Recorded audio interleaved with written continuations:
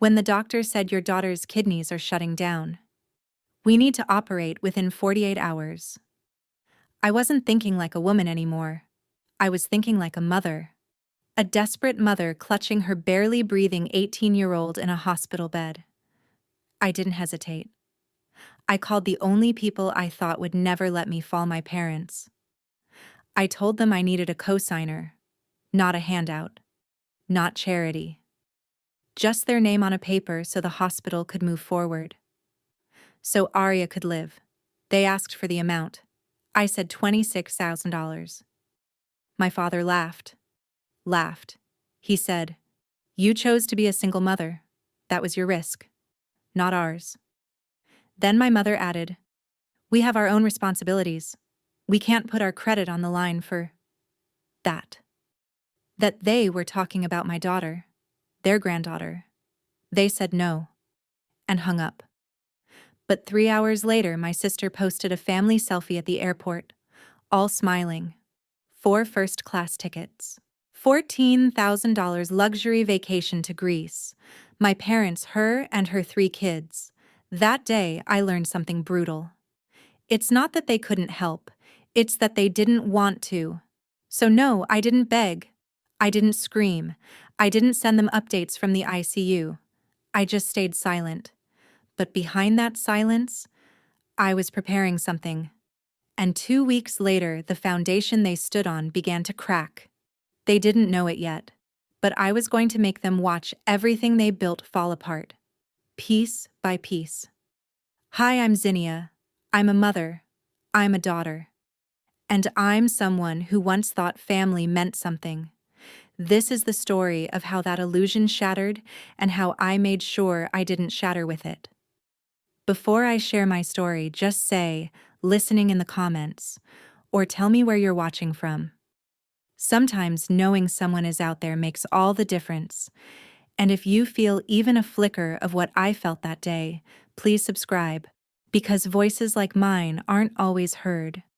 But maybe today, they will be. Thank you. Now, let me show you what happened. The smell of antiseptic mixed with the sterile chill of hospital air clawed at my throat as I sat on a gray plastic chair in the emergency waiting room at Crestwood General, Oregon. My name is Zinnia, and I was 25 when my daughter Arya was crushed between metal and fate. An officer had pulled me aside in the hallway, hat still in hand, voice soft and practiced. "Your daughter was in a car accident, East intersection near Crestwood Boulevard. She was a passenger seatbelt fastened. A delivery truck ran the light. I couldn't feel my hands. The world shrank to the rhythmic beeping of machines behind a nearby curtain. I remember thinking how absurd it was to wonder if the driver had been texting, if he'd had his coffee that morning, if he even knew he had destroyed a life's momentum. A surgeon met me in a small side room an hour later. He used words like L2 vertebra, spinal fracture, and window of 24 hours. There were 2 surgical options, an advanced procedure with a 98% success rate, little long-term risk, and a price tag of over $80,000. Insurance wouldn't touch it. The second option, what they called standard care, was covered, but carried a 20% risk of permanent lower body paralysis. I chose the first without hesitation. I couldn't gamble Arya's future. But when I pulled up my bank app, the numbers stared back at me like an accusation. That night, I made a call I hadn't made in over 6 months. "Mom, it's me." Celeste answered with her usual clipped tone. I told her what had happened. I didn't cry. I didn't beg. I laid out the situation like a spreadsheet. She sighed long and theatrical. "But Zinnia, they're probably just trying to upsell you. You know how hospitals are." My father, Marlon, chimed in. "There's a covered procedure. Why wouldn't you take that?" "What's the rush?" I explained the risk. Explained again. And again. Then came their reason. "We've already paid for our Coastal Haven trip," Celeste said. $14,000. Non-refundable. I asked if they could co-sign a loan, just to name nothing else. Marlon immediately brought up a decades-old incident where someone opened a Macy's card in his name. Identity theft. He called it as though a fraudulent $300 shopping spree in 2006 justified letting their granddaughter face a life of paralysis. I hung up. The hallway was quiet, too quiet. The air hummed with fluorescent light.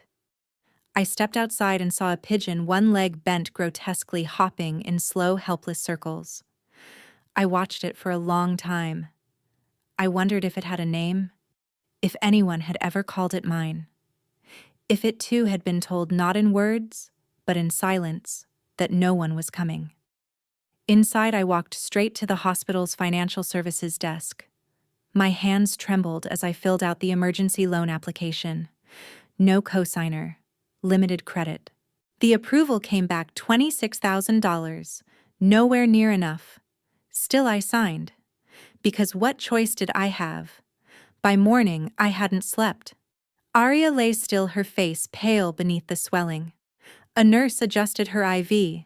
I sat at her bedside staring at the monitor as if I could will the numbers to change. The doctors returned. Polite, firm. Without full payment, they would have to default to the standard procedure. I nodded. Then I stood. I pulled out my phone and scrolled through my contacts. Passed right over Mom, Dad, and Sienna. If blood meant anything, it had expired last night. I called Mrs. Vega, the mother of Arya's theater club friend. She didn't ask many questions. Send me the account number, she said, and wired $3,000 within the hour. Next was Mr. Gregory, my old high school history teacher. He sent $400 from his retirement fund. Then Candace, a woman I'd worked with a decade ago. She Venmo'd $300 with the message, "For Arya. Don't you dare worry." I sat there stunned. Gratitude and shame mingled into something sharp. Then an older woman approached me in the waiting room. I didn't know her. She held out a paper bag and a folded $20 bill. Some food. A toothbrush. $50, she said. I was an Arya in 2005. No one helped my mother. I couldn't forget that. I couldn't even respond. Her hand touched my arm gently before she turned away. That was the moment that cracked me open.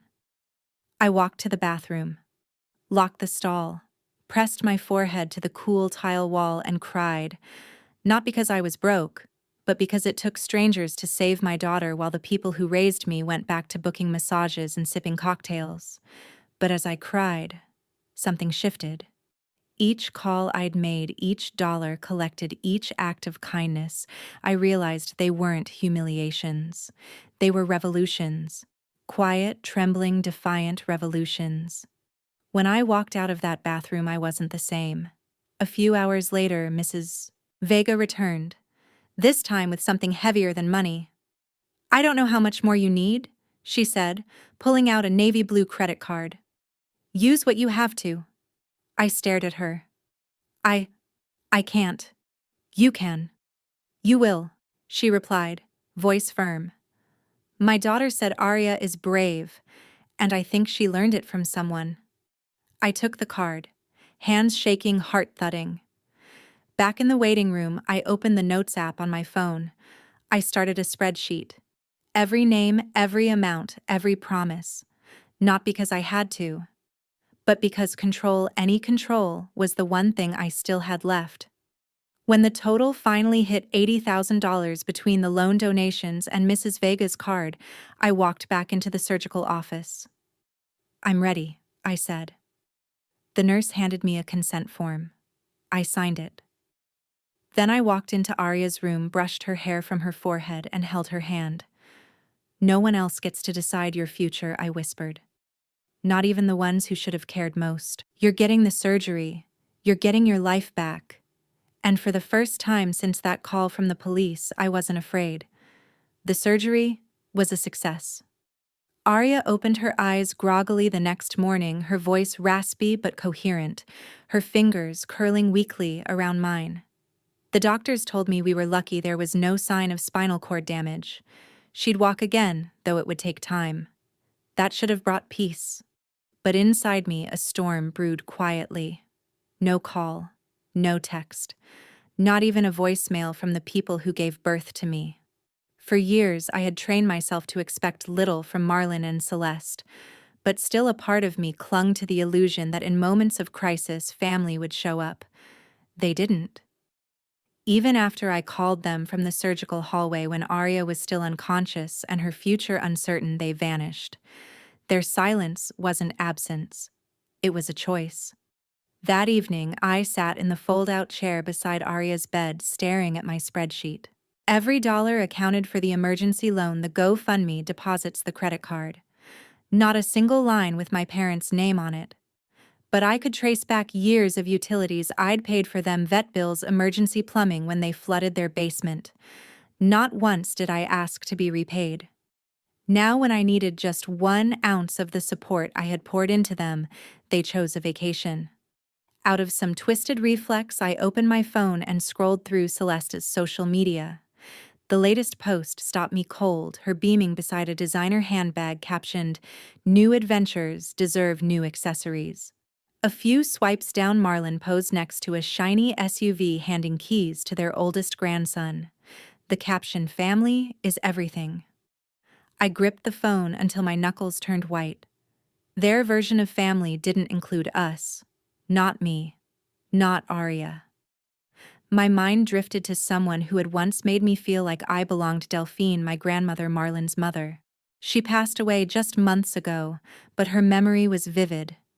She had adored Arya, taught her about coins, brought her puzzles, told her stories about her own childhood during the Great Depression. "Money listens to character," she used to say. "It may not speak, but it chooses." She always whispered to me, "Don't let people tell you your worth. You already know it." That afternoon, as Arya napped, I received a call from a number I didn't recognize. I stepped into the hallway before answering. "Zinnia," the voice asked. "It's Wyatt Fletcher. I'm the attorney who handled your grandmother's estate. Have you received any notice about Arya's trust?" I repeated. My legs felt unsteady. He paused. "Delphine created a trust fund for Arya.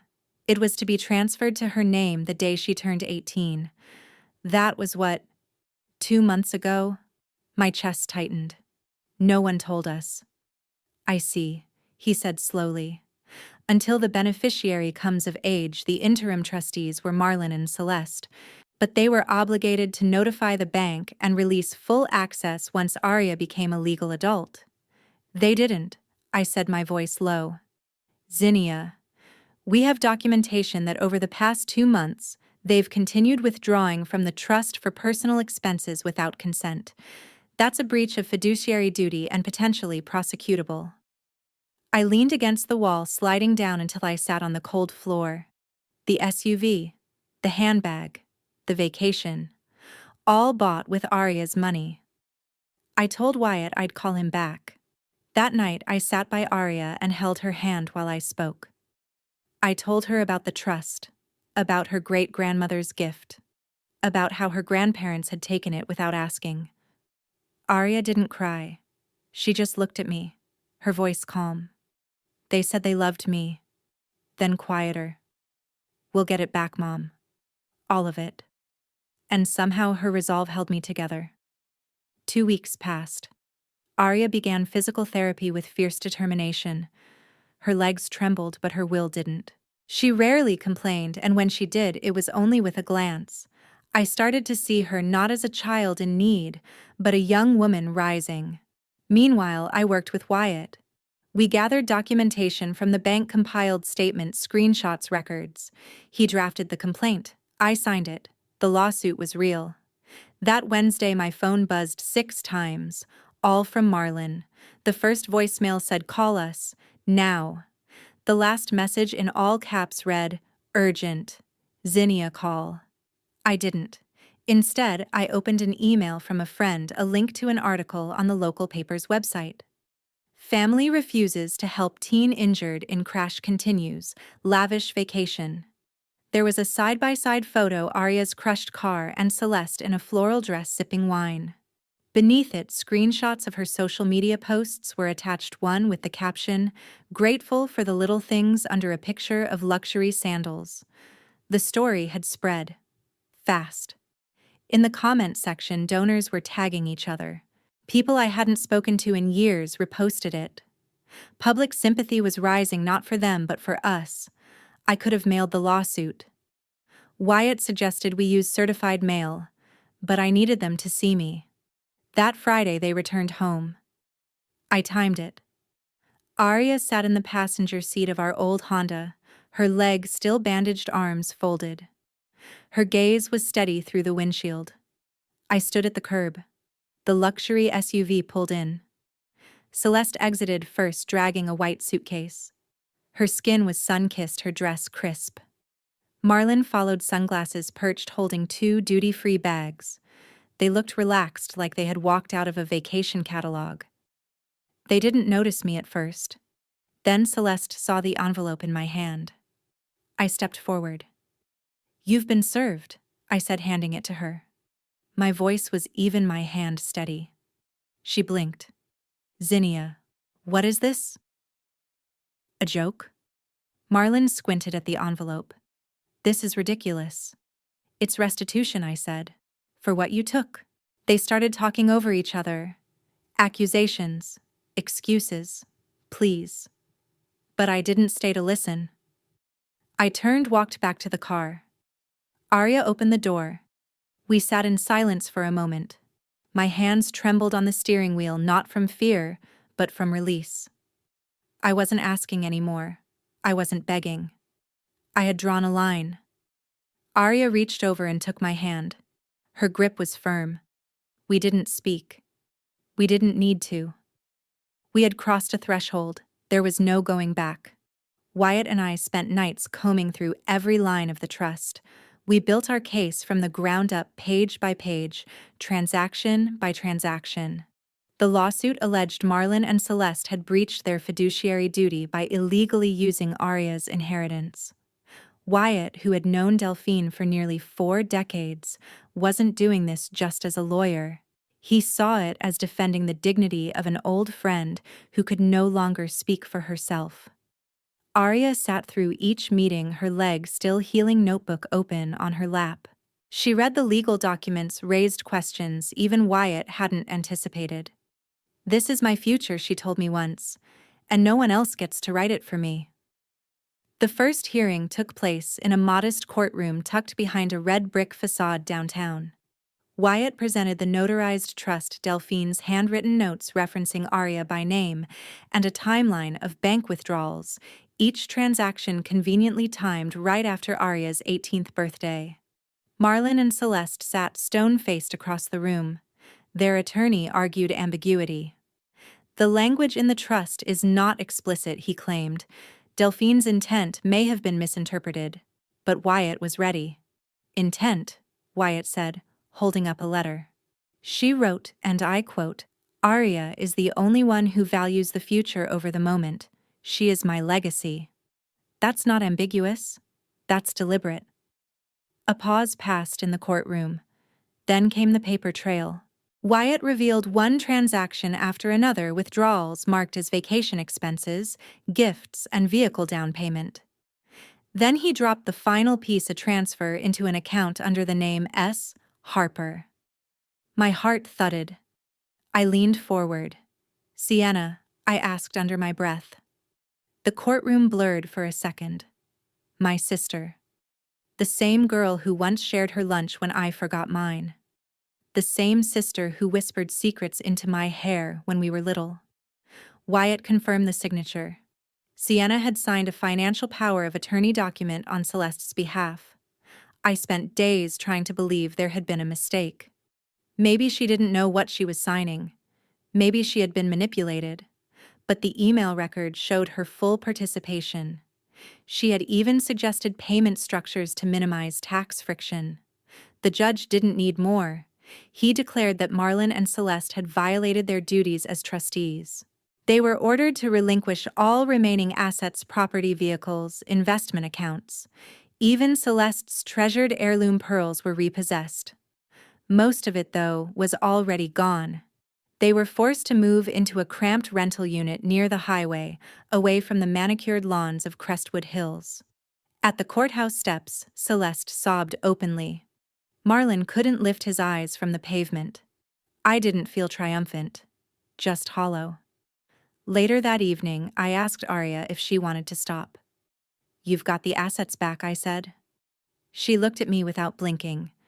They chose their path. Now I'm choosing mine. Wyatt filed the paperwork for a criminal case: financial theft, inheritance fraud, and trust account tampering. That night, I opened my inbox. Messages poured in. "You ungrateful witch. Your parents gave you life, you repay them with lawsuits." Even Sienna had posted, "My sister turned on our whole family over money. Some wounds never heal." Old classmates reposted it. So did friends of my parents.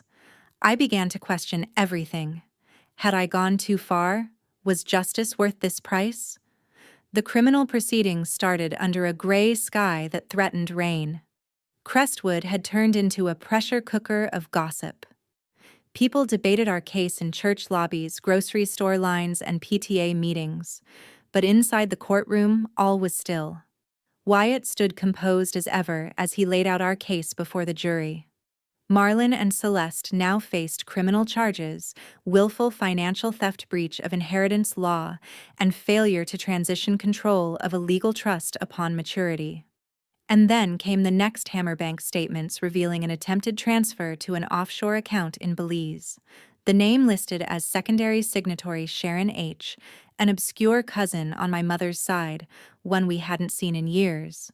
Wyatt explained it clearly: this was an effort to smuggle out what little remained after the civil ruling, defying a court-ordered freeze on their assets. The judge adjourned for deliberation and ordered immediate remand to custody. I watched as the officers cuffed Marlon and Celeste in front of the gallery. Celeste didn't struggle. She looked at me once, her face pale. "Zinnia," she whispered, "you don't love us anymore?" I turned away. I didn't have to lie. And then came Sienna. Her name had appeared again, this time as a co-signer on the Belize account. The court summoned her. She walked in wearing a plain gray blouse, none of her usual polish. She claimed ignorance. Mom said it was for retirement. The judge wasn't moved. Sienna received 6 months of supervised probation and a fine. Her clean record was gone. I didn't speak to her in the hallway. I didn't even look at her. Inside the courtroom, our family unraveled like a cheap sweater. Marlon blamed Sienna. "She pushed us into this." Celeste hissed, "You coward. Don't pin this on her." Their lawyer tried to intervene, but the judge had to bang the gavel multiple times just to restore order. I stood motionless, arms folded, watching them devour each other with the same teeth they had once bared at me. A week later, I found a beige envelope slipped through our mail slot. No return address. Inside was a single page. "Dear Zinnia," it began. "You were always the one I admired most. I'm sorry I didn't stand with you." It was Sienna's handwriting. I didn't finish reading. I folded it neatly and placed it in the drawer beneath the sink next to the extra batteries and rubber bands. Not because I refused to forgive, but because some wounds don't require a reply. Later that night, Arya and I returned to our apartment. On the counter sat a bouquet of zinnia flowers, her pick, not mine. "I enrolled in Intro to Economics," she said, as she poured 2 mugs of chamomile tea. "I think it's time I learned what Grandma was trying to teach us." I sat down beside her, heart full and aching at once. Everything we had lost was staggering. But what we still had, each other, our names, the truth was enough to begin again. After the sentencing, there were no congratulations, no warm hugs, no proud handshakes. Just an empty inbox and silent stares. People stopped mentioning my name altogether, like it carried a curse. Old friends from church no longer responded to my texts. A few colleagues changed their lunch spots when I walked into the break room. One morning, I found a message scrawled on a yellow sticky note pressed to my office door: "You won. But now what? Who needs you anymore?" Apparently, I had shattered a carefully kept illusion, a family polished for public display, and people despised me for it. Arya kept her routine. She still woke early, still read before bed, still left her shoes neatly by the door. But something inside her had quieted. She spoke less, smiled less. One afternoon at the mall, an old school friend of hers stopped us. She leaned in and whispered something into Arya's ear. I caught only fragments. Court case, family drama, like a soap opera. Arya offered a tight-lipped smile, excused herself quickly, and barely spoke on the drive home. That evening, she closed her bedroom door with a click I felt in my spine. Late one night, I woke up drenched in sweat. In my dream, I was 8 again, standing at the edge of a school auditorium stage. It was the end-of-year awards ceremony. Sienna had just won another medal. Our parents clapped and cheered behind her. No one called my name. No one looked my way. I turned and asked, "Did I do something wrong?" But no one answered. I lay awake for hours after that. I kept wondering if I had done the same to my daughter, made her the torchbearer of my anger, the vessel for my unspoken pain. Then one evening, Arya walked into the living room holding her small red notebook. Without saying a word, she handed it to me. "I've been writing since the accident," she said. "If you want, you can read it." Her handwriting filled the pages, reflections, questions, pain pressed between quiet lines. One entry read, "Sometimes I wonder if Mom only sees the lawsuit now. Not me." Another said, "I want to fight. But I want her to fight for me, not just through me." I couldn't breathe by the time I reached the last page. I pulled Arya close and held her head to my chest. "I'm sorry," I whispered. "From now on, it's just us. No more battles. Just being." A few days later, Wyatt called. "It's done," he said. "All accounts recovered. All charges settled. The trust is whole again." There was a pause before he added, "Justice has been served. Now comes the part only people can do." That night, I opened the beige envelope I'd kept hidden in the drawer. Sienna's letter was written in blue ink, hesitant strokes, words scratched out and rewritten. I spent years trying to be what they wanted, and I thought loving them meant standing on your shoulders to reach their approval. But I see it now. I see you. I always did. I folded the letter carefully and placed it in the lowest drawer. I didn't respond. I didn't need to. Some forgiveness isn't spoken aloud. It just lives inside you quietly, freeing the space that used to ache. The mornings became softer. Arya and I started each day with silence, coffee toast, and sunlight filtering through the kitchen blinds. No more legal briefs, no court schedules. Just the sound of spoons against ceramic and the rhythm of our breathing finally slowing. "Do you know why I picked economics?" Arya asked one morning. I smiled. "Because of Grandma," she nodded. "And because of you. I want to understand how money moves, so no one ever uses it to tear people apart again." We visited Delphine's grave the following weekend. The Crestwood Cemetery was quiet under a pale morning sky. We brought 2 things, a fresh bouquet of zinnias and her old notebook filled with red ink scribbles. Arya knelt and placed her palm against the smooth headstone. "You trusted me even when no one else did. I won't forget." I set the flowers down beside her, not as a goodbye, but as a promise that the cycle would end here. Weeks later, I was invited to speak at a financial literacy workshop for single mothers. It was held in the same library where I used to bring Arya to read children's books. I told my story without bitterness, only clarity. Afterward, a woman approached. Her hands trembled slightly as she said, "I haven't spoken to my daughter in 4 years, but after today, I think I will." Sometimes truth, when shared gently, can stitch up more wounds than silence ever could. Arya began channeling her energy into something tangible. She founded the Delphine Scholarship using a small portion of her trust offered to high school seniors who had the courage to keep going when nothing felt certain. She also started a blog, Simple Posts, explaining finance to teens with drawings and analogies that made it all less intimidating. Within weeks, it was picked up by national forums. "I don't need to repay anyone," she said once. "I just want to keep the good going." As for me, I was promoted at work. My new role focused on mentorship and internal communications, helping others find the words they hadn't yet learned to say. On a chilly Thursday evening, I ran into Daniel at a professional development seminar. He had once helped me untangle my debts when I could barely breathe. He remembered. More importantly, he listened. And when I didn't have words, he knew how to wait. The community center downtown was being remodeled. They invited local artists to create a mural, and I donated a photo of Delphine's handwriting for inspiration. The final piece stretched across the back wall, a blooming zinnia and an open book beneath it. At the bottom, painted in deep indigo letters, "Truth is the most enduring legacy." I stood there with Arya, her hand resting lightly in mine. No more noise, no more judgment. Just the quiet rustle of peace settling in our bones. We had made it. Together. Sometimes the deepest betrayals don't come from strangers, but from those who once held our trust. And healing doesn't always look like forgiveness. Sometimes it's choosing peace over bitterness, dignity over revenge, silence over noise. If this story moved you, I'd love to hear your thoughts.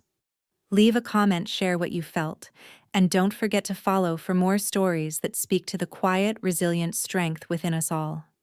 Thank you for being here.